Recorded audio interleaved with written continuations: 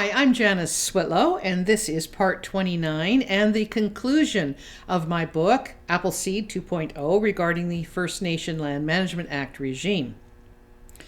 The answer for Canada, concerned about long-term constitutional fiscal burdens, is not to try to finish off the job started in an ignorant time, but rather to realize there is much to be learned from assisting Indigenous nationals as they stand up their houses once again. They have had to do this a number of times. Indigenous nationals know how to build well against the storms, but they are supposed to be teaching you all about that, not wasting precious energy, time, and resources fighting the storms Canada is fabricating. Here's an update from what has been happening in Australia. Quote, the Prime Minister plans to cease Commonwealth funding for services in remote communities by the middle of this year, putting the fiscal responsibility in the hands of individual state governments.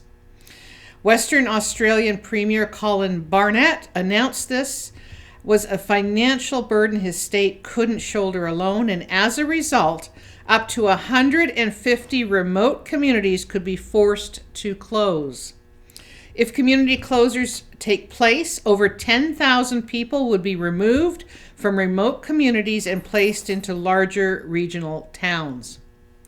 The potential threat of his own community closing and the Prime Minister's lifestyle comments were a call to arms for Mr. Bian Dury. His subsequent Facebook post immediately began resonating with others. It proved to be the start of something big. Marge and Sylvia were just one of an estimated 60,000 people who marched on May 1, 2015 across Australia. Hashtag was started trending, and for the first time in history, demonstrations held in solidarity with Indigenous Australia took place internationally. In the face of mounting disquiet, Western Australian Premier Colin Barnett has now veered dramatically from his initial comments that up to 150 communities would close.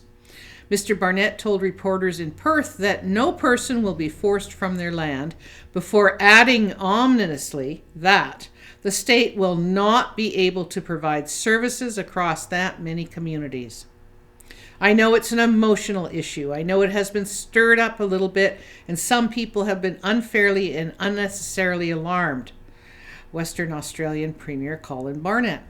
Mr. Barnett's language around closures may have softened, but SOS Black Australia co-founder Mitch Torres isn't buying it. The SOS Black Australia movement is only just getting warmed up. That is spelled B-L-A-K. People will not move off their communities if you cut services. People are going to dig down and find other ways to stay on their homelands, and they are prepared to keep fighting. And that was from an article by Alan Clark, How a Single Facebook Post Inspired Thousands to Stand Up for Indigenous Rights, BuzzFeed, May 12, 2015.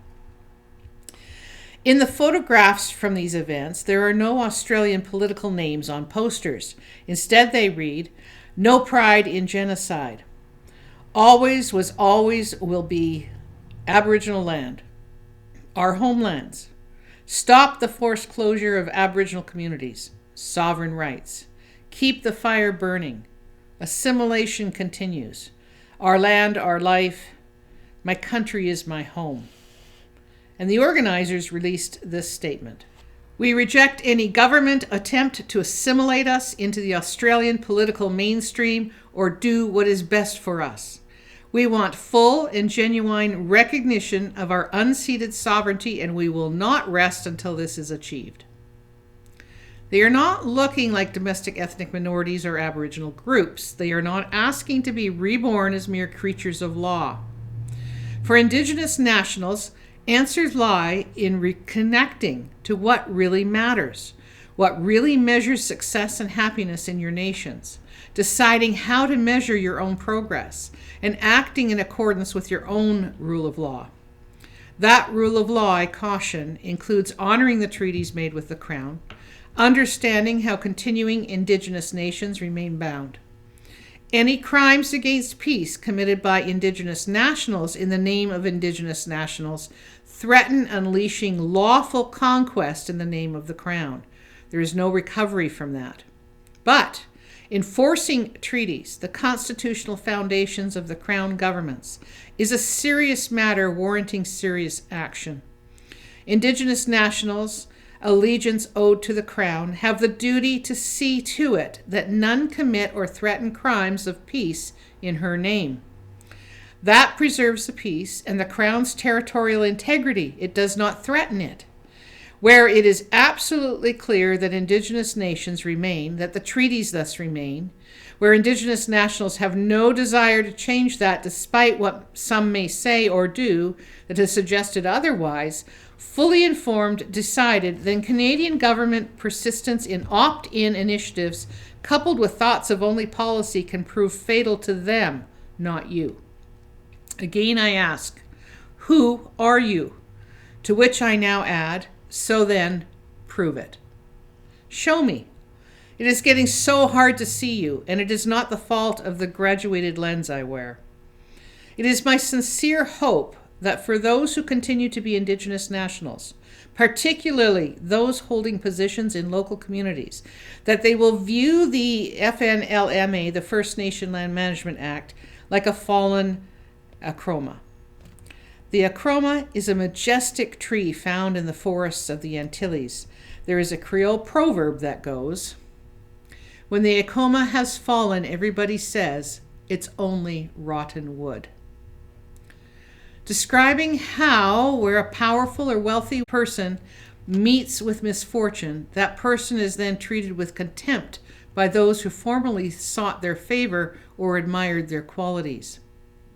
In our time together, I hope that I have conveyed that Indigenous nations maintaining their place in the world and how that is done is vastly different from the push that continues to promote Section 35 of the Constitution Act 1982 as providing, quote, the basis for recognizing Aboriginal governments as constituting one of three orders of government in Canada, end of quote, and the FNLMA offering suicide, followed by the piecing together of a monster, a mere artificial creature of law. Indigenous nations have a place within the world, not a place within Canada. In their place within the world, Indigenous nations hold hands with the Crown through the treaties. Indeed, Indigenous nations and the Crown are in it together.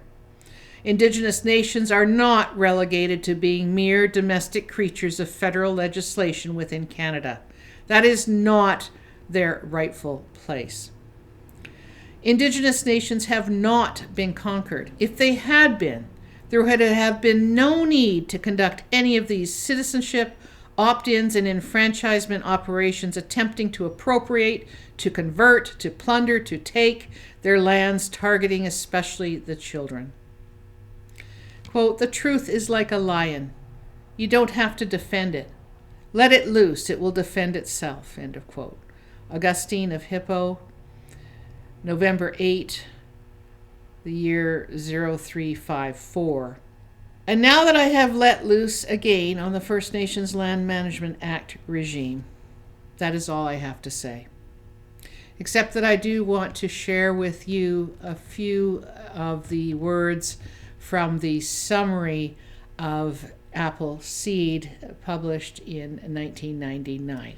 The Indian land question centers on whether title is truly Her Majesty's.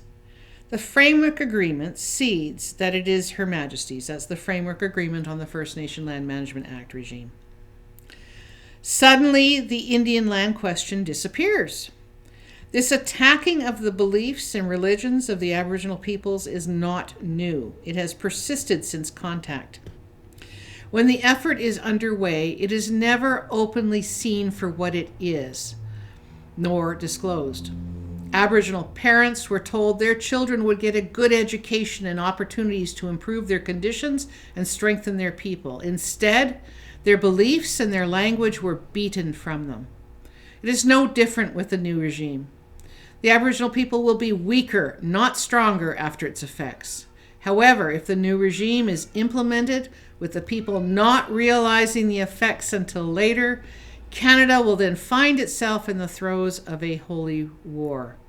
It will make events at Gustafson Lake, Ipperwash, and Oka look like picnics.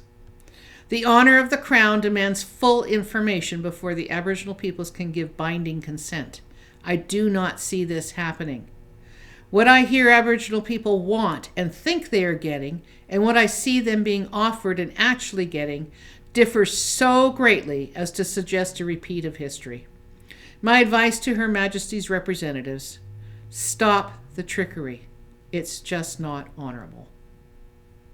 Thank you for your time with me. I hope that Appleseed Original and Appleseed 2.0 assists you in providing some background information on those areas that are literally not being disclosed to you otherwise.